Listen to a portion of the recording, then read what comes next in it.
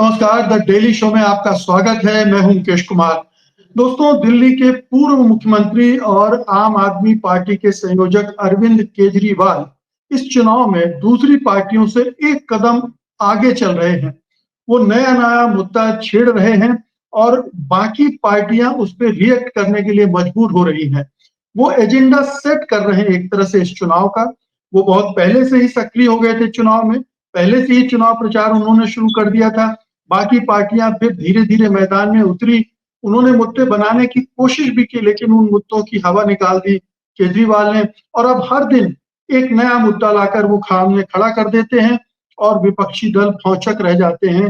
React कैसे करें, कब करें, तब तक एक नया मुद्दा वो खड़ा कर देते हैं। तो ये जो पूरी स्ट्रेटजी बनाई है अरविंद केजरीवाल ने इस चुनाव में, उसको किस तरह से देखा जाए, इस पर बात करने के लिए हमारे साथ है वरिष्ठ पत्रकार, हमारे वरिष्ठ सहयोगी शीतल पी सिंह। तो आइए उनसे बात करते हैं। शीतल जी, कार्यक्रम में आपका बहुत-बहुत स्वागत है। ये धन्यवाद। जो खेल खेल रहे हैं अरविंद केजरीवाल इस चुनाव में, जिस तरह की बाजियां वो सेट कर रहे हैं, उसमें जो दूसरे दल हैं, उनके लिए बड़ी मुश्किलें पेश आती दिख रही हैं, क्योंकि वो पहले घोषणा कर देते हैं कि महिलाओं के लिए इतना पैसा वो देंगे, वो पहले तय कर देते हैं कि पुजारियों को ये देंगे। आज उन्होंने तय कर दिया कि जाट आरक्षण मिलना चाहिए, जो दिल्ली के जाटों को नहीं मिल रहा है दिल्ली के स्कूल कॉलेजेस में। अब ये एक-एक करके अब इस पर दूसरी पार्टियां रिएक्ट करेंगी, तब तक कुछ नया मुद्दा वो रख देंगे। ये क्या है? इसको किस तरह की स्ट्रेटजी के रूप में देखा जाए?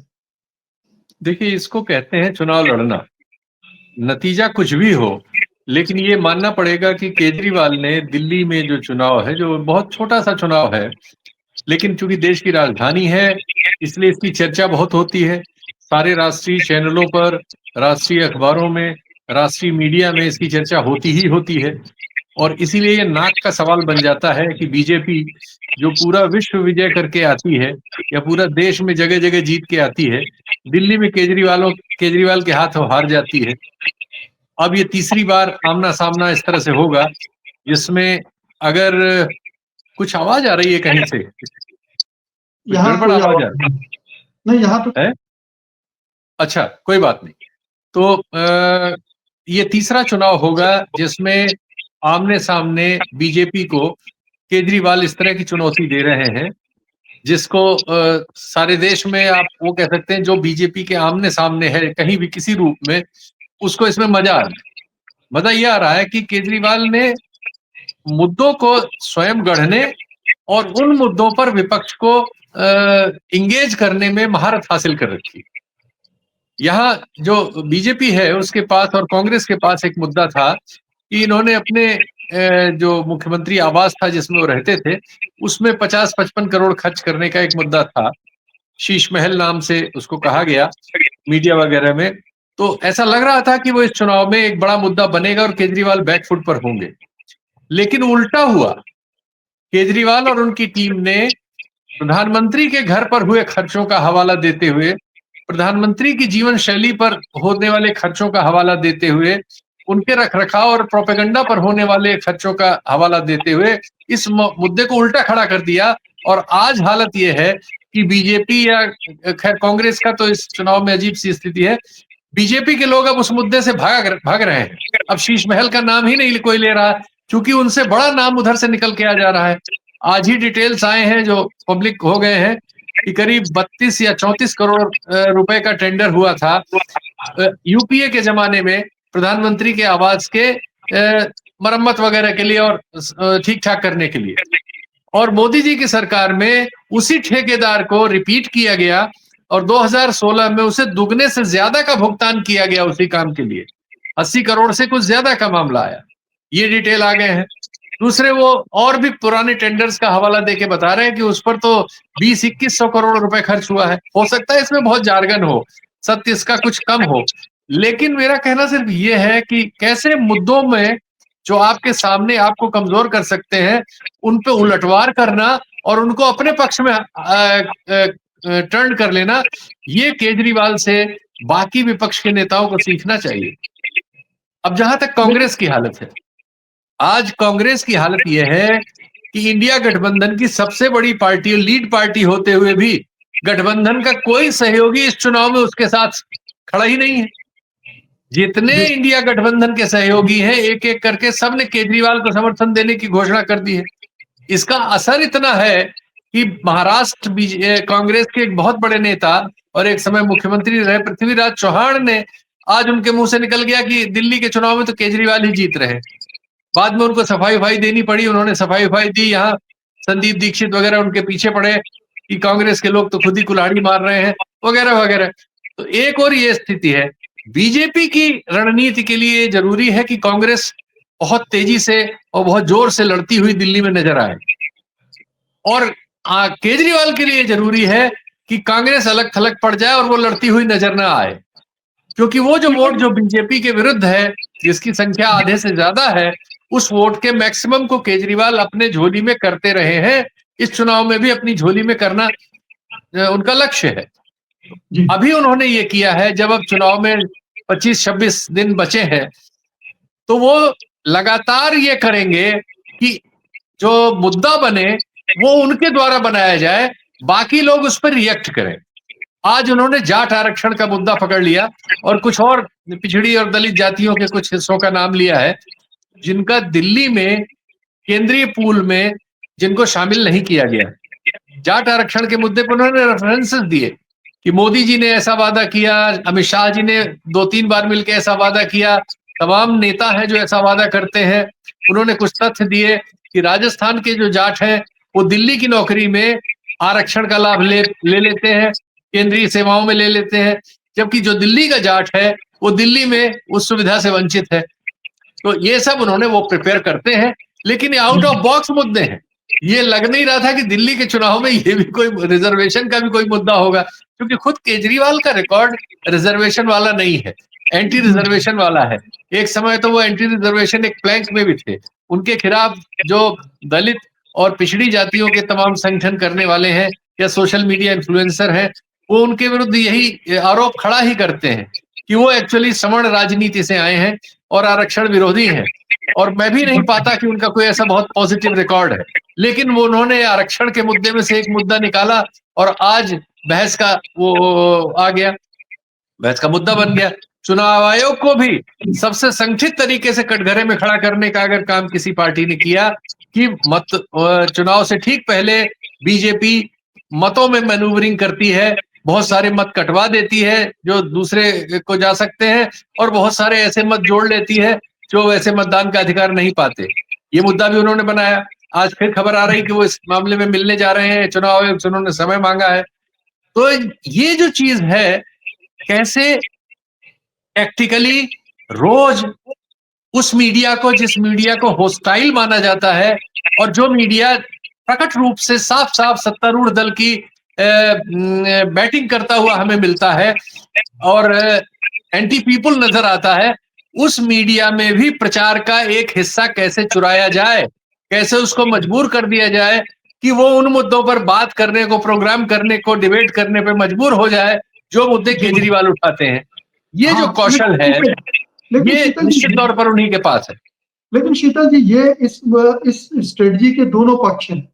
एक तो ये पक्ष है कि आप विपक्ष को मौका नहीं दे रहे हैं, दूसरा पक्ष ये है कि आप किसी मुद्दे को मुद्दा नहीं बनने दे रहे हैं। कोई मुद्दा आपका सेंट्रल मुद्दा नहीं है। क्या ये भी फायदेमंद होगा, या कोई प्लान होगा केजरीवाल का कि ये 3-4 मुद्दे हैं जिनके आधार पर वो मतदाताओं से वोट मांग रहे हैं? दोनों स्ट्रेटजी, ये दोधारी तलवार भी हो सकती है। नहीं, आपने ठीक कहा। देखिए, उन्होंने दोनों तरफ काम किया है, सुपर स्ट्रक्चर पर भी, बेस स्ट्रक्चर पर भी। बेस स्ट्रक्चर में उन्होंने महिलाओं के लिए 2100 रुपए वाला जो कार्ड खेला है, उस कार्ड की तासीर सभी पार्टियों में नजर आ रही है, और जो उनकी फ्रीबीज उन पर आरोप लगते हैं और जो अब सभी दलों ने अपने अपने राज्यों में जिसको स्वीकार कर लिया, उन पर हम देख रहे हैं कि आने वाले दिनों में आप पाएंगे कि भारतीय जनता पार्टी भी फ्री बिजली की कोई घोषणा कर रही होगी। कांग्रेस तो एक महिलाओं के लिए 2500 रुपए की स्कीम अनाउंस ही कर दिया उसने। यानी सब लोग पिछड़ गए हैं, लेकिन वही चीजें फॉलो करने जा रहे हैं जो चीजें केजरीवाल पहले करके अपना एक बेस स्ट्रक्चर निर्मित कर चुके हैं। मैं नहीं कहता कि चुनाव में एग्जैक्टली वही होगा जैसा वो आकलन कर रहे हैं, हो सकता है इससे उलट हो जाए, हरियाणा में उलट हो गया, महाराष्ट्र में उलट हो गया, ऐसा भी हो सकता है। लेकिन जो हमें नजर आ रहा है वो ये कि चुनाव में कैसे पहलकदमी अपने हाथ में रखी जाए, कैसे मुद्दों को अपने हाथ में रखा जाए, कैसे होस्टाइल मीडिया से भी टाइम चुरा लिया जाए और उनको एंगेज कर लिया जाए अपने मुद्दों में। ये काम केजरीवाल सिखा रहे हैं चुनाव में सबको। जी, एक खबर ये आ रही थी जो आपने कांग्रेस का जिक्र किया कि कांग्रेस हाईकमान को इंडिया गठबंधन के घटकों ने ये कन्विंस किया है कि कांग्रेस जमकर न लड़े, अगर जमकर लड़ेगी तो मोदी को फायदा होगा, बीजेपी को फायदा होगा। तो थोड़ा सा विड्रॉ किया है कांग्रेस ने। क्या आपको लग रहा है कि कांग्रेस की कैंपेन में जो दम नहीं है या जो जिस तरह से कांग्रेस को ये चुनाव लड़ना चाहिए वो नहीं लड़ रही है, इसकी एक वजह ये भी हो सकती है कि एडवांटेज बीजेपी को न मिले? एग्जैक्टली ये हुआ है कि नहीं मैं नहीं कह सकता, लेकिन ये जरूर हुआ है कि कांग्रेस नेतृत्व को ये बहुत सारे इंडिया गठबंधन के दलों ने कहा है कि आप दिल्ली के चुनाव में इतनी कड़वाहट मत डाल के लड़िएगा कि कल इंडिया के जो रिश्ते हैं उन पर उसका असर पड़े। आप चुनाव लड़िए, लेकिन चुनाव लड़ते समय आपके चुनाव लड़ने का तौर तरीका इस तरह का नहीं होना चाहिए कि वो बीजेपी के काम में आए और आप इंडिया गठबंधन को कमजोर करने के काम में वो इस्तेमाल हो जाए। ये मेरा ख्याल है वो कहा गया है। ये कोई नहीं कहेगा कि आप चुनाव न लड़िए, ये और कौन मानेगा इसको। तो वो चीज समझ में आती है। एक प्रेस कॉन्फ्रेंस जो विड्रॉ हुई है, जिसमें देशद्रोही का बैनर पीछे लगा हुआ था, जो सोशल मीडिया पे चला है अजय माकन की, उसके बारे में ये शंकाएं हैं, ये होंगी, ये बिल्कुल होंगी, क्योंकि ये चीजें निश्चित तौर पर इंडिया गठबंधन के दूसरे जो घटक हैं वो भी दिल्ली पर आंख लगाए हुए हैं और वो अपनी भूमिका इस लेवल पर जरूर निभाना चाहेंगे कि चुनाव आप लोग अलग अलग लड़ रहे हैं, लड़िए, लेकिन वो चुनाव लड़ते हुए वहां न पहुंच जाइए जहां कि कल को फिर किसी चीज में शामिल हाल होने में दिक्कतें आए या कड़वाहट उतने लेवल पे चली जाए। तो मुझे जी, लगता है कि जो नेतृत्व है कांग्रेस का वो इसी लाइन पे चल रहा है कि ठीक है, उसने अपनी टीम को कहा चुनाव आप लड़िए, लेकिन आप इस लेवल पे मत जाइए जिस लेवल पे बीजेपी चाहती है कि आप जाएं। बीजेपी बिल्कुल। चाहती है कि कांग्रेस और आम आदमी पार्टी के बीच बिकरिंग बढ़े और कांग्रेस इस चुनाव में उस तरह के आरोपों के साथ उतरे जिन आरोपों से केजरीवाल तिलमिलाए और उनका जो मतदाता संवर्ग है वो आपस में विभाजित हो। ये बीजेपी की साफ साफ रणनीति समझ में आती है और इसी का काउंटर करने की कोशिश इंडिया गठबंधन के बहुत सारे दूसरे घटक जो इस चुनाव को दूर से देख रहे हैं उनकी ये राय है, ये मेरी जानकारी है और वो इसी राय पर अपनी बात रख रहे हैं। जी, आपने कहा कि ये केजरीवाल इस चुनाव का मुद्दा सेट कर रहे हैं, एजेंडा सेट कर रहे हैं। हर दिन जी, कोई नया मुद्दा ला रहे हैं। तो बीजेपी और उसके जो रणनीतिकार हैं, वो भी ये देख रहे होंगे, वो भी समझ रहे होंगे। उनकी तरफ से किस तरह की काउंटर स्ट्रेटजी आती हुई दिख रही है? क्या वो कुछ और जैसा आपने बताया कि खबरें भी आ रही हैं कि 300 यूनिट फ्री बिजली, अभी शायद 200 यूनिट वो फ्री बिजली दे रहे हैं केजरीवाल साहब। वो 300 देंगे। लाडली बहन स्कीम में हो सकता है कि इन्होंने 2100 कहा है, वो 2500 कर दें। मंदिर गुरुद्वारों के लिए भी कोई सौगात दे दें। इस तरह की चीजें तो आएंगी, लेकिन ये जो प्रचार की एग्रेसिव कैंपेन की जो स्ट्रेटजी है केजरीवाल की, उसका कोई काउंटर आपको वहां से निकलता हुआ दिख रहा है? देखिए, एक तो सबसे पहले ये लोग लैग कर रहे हैं लगातार चुनाव दर चुनाव कि इनके पास एक नेता नहीं है दिल्ली के लिए। आज ऐसे पोस्टर दिल्ली में लग गए हैं जिसमें एक खाने में केजरीवाल है, दूसरे खाने में क्वेश्चन मार्क है। आज केजरीवाल ने यह भी एक मुद्दा नया छेड़ दिया है, केजरीवाल के सामने कौन।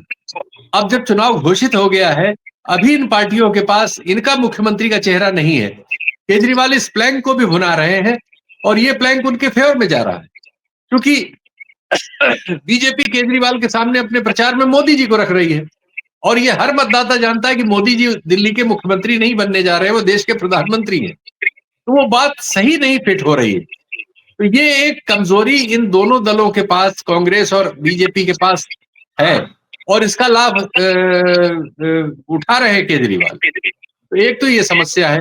इसी समस्या से जुड़ी दूसरी समस्याएं होती हैं, क्योंकि अभी तक दिल्ली में जो मोदी और शाह की जोड़ी है, वो विभिन्न राज्यों में उसने ये किया है कि जो स्थापित सत्रप थे, चाहे राजस्थान में, चाहे मध्य प्रदेश में, सिर्फ महाराष्ट्र को छोड़कर बाकी सब जगहों पर उन्होंने सत्रप बदले हैं और एकदम ऐसे व्यक्ति को सत्ता सौंपी है जो इसके पहले इस तरह की किसी दौड़ में भी नहीं थे। और उससे सिर्फ एक फायदा है कि म्यूनिसिपैलिटी तक के चुनाव में राज्यों के जो पोस्टर लगता है उसमें सिर्फ मोदी जी होते हैं। अभी उत्तर प्रदेश में भी ऐसा है। टांडा नाम की एक तहसील है, उस तहसील के जो नगर निकाय का चुनाव होता है छोटा सा, उसमें पता चला मोदी जी का फोटो लगा हुआ है। तो राज्यों के सूचना प्रसारण का जो बजट है उसमें भी मोदी जी का हस्तक्षेप चलता है इस तरह से। इसी कारण से वो दिल्ली में भी किसी एक को न्यूक्लियस नहीं बनने दे रहे हैं। दिल्ली में उनको और एक समस्या है कि अगर किसी को बनने देंगे तो चूंकि दिल्ली दिल्ली है कि देश की राजधानी है, सारे देश का मीडिया यहाँ है, कवरेज ज्यादा मिलती है, वो आदमी साइज लेने लगेगा जल्दी से जल्दी, इसलिए ये फैसला नहीं होता। लेकिन इस फैसले के न होने का नुकसान बीजेपी को लगातार हो रहा है।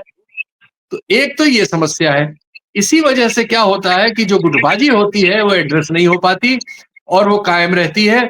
और दूसरी ओर केजरीवाल की पार्टी एक चालकानुवर्ती है, सब कुछ केजरीवाल के हाथ में है, उनकी पलकों में पूरी पार्टी है, जिसको रखे, जिसको आज खुदा बनाए, जिसको वो भिखारी बना दे।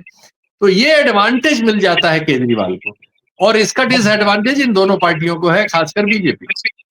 अंतिम सवाल है मेरा, क्या इसकी काट जो कि बीजेपी का हमेशा से ब्रह्मास्त्र रहा है, योगी जैसे नेताओं को उतार कर और बटेंगे कटेंगे शुरू करवाकर अगले हफ्ते 15 दिन में एक उस तरह का नैरेटिव बनाने की कोशिश की जाएगी पोलराइजेशन रिलीजन के नाम पर, क्या आपको इस तरह की कोई संकेत दिख रहे हैं?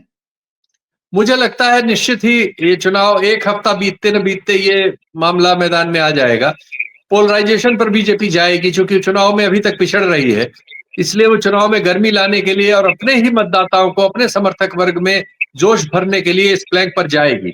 मुझे लगता है कि 15 तारीख या उसके आसपास, या हो सकता है आने वाले 2-4 दिन में ही हम इस तरह की गतिविधियां और इस तरह के बयान देखेंगे और हमें ये जरूर मिलेगा कि पोलराइजेशन की कोशिश शुरू हो गई।